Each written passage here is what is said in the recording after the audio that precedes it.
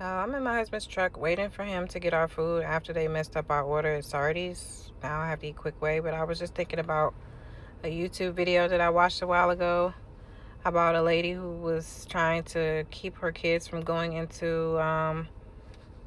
um, going into the state. Basically, Child Protective Services was coming to get her kids, and they fought it. Like, they did the right thing. They did all the legal paperwork and stuff to avoid it from happening. But it made me think of a time I actually called Child Protective Services on my neighbor because her daughter was in the driver's seat of the car.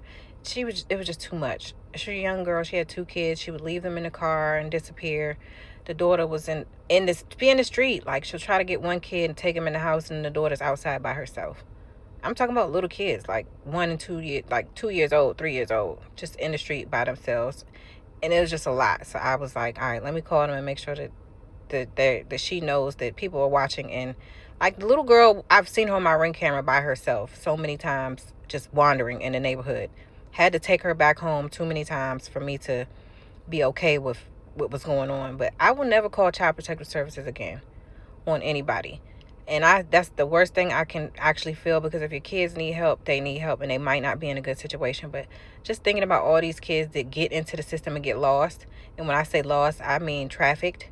I mean put somewhere where they were never supposed to be, and it was on purpose. That's just so sad. You can't even try to protect children because the system that was set up to protect children is the system that's actually doing the most harm to them. Like, what are our options? I'm so irritated.